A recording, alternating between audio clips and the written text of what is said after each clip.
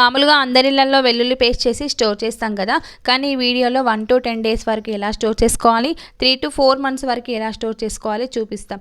ముందుగా అయితే అల్లాన్ని మనం పేస్ట్ చేసేటప్పుడు అల్లం పొట్టు తీస్తాం కదా, కానీ పొట్టు తీయకూడదు. మంచిగా వాష్ చేసుకొని కట్ చేసుకోవాలి. అల్లం తొక్కల్లో అనేక ఆరోగ్యకరమైన పోషకాలు ఉంటాయి. ఇవి ఆరోగ్యంలో ఫ్రీ రాడికల్స్ తగ్గించడంలో చాలా సహాయపడతాయి. ఇంకా విటమిన్ సి, మెగ్నీషియం, కాల్షియం వంటి ఖనిజాలు కూడా ఉంటాయి. ఇంకా వెల్లుల్లి విషయానికి వస్తే తొక్కల్లో చాలా యాంటీ ఆక్సిడెంట్లు, B6లు ఉంటాయి. ఈ రెండింటిని తొక్కతో సహా వాష్ చేసి కట్ చేసి గ్రైండ్ చేసి ఒక బాక్స్లో స్టోర్ చేస్తే 1 to 10 days వరకు ఇది నిల్వ ఉంటుంది. ఇంకా మనకి 3-4 months వరకు ఉండాలంటే గ్రైండ్ చేసేటప్పుడు కొంచెం పసుపు, రాళ్ళ ఉప్పు వేసి గ్రైండ్ చేసి కడాయిలో ఆయిల్ వేసి ఈ పేస్ట్ వేసి కొంచెం ఫ్రై చేసి గ్లాస్ బాక్స్లో కానీ ప్లాస్టిక్ బాక్స్లో కానీ వేసి ఉంచితే 3-4 months వరకు అయితే మంచిగా నిల్వ ఉంటుంది, పాడవకుండా.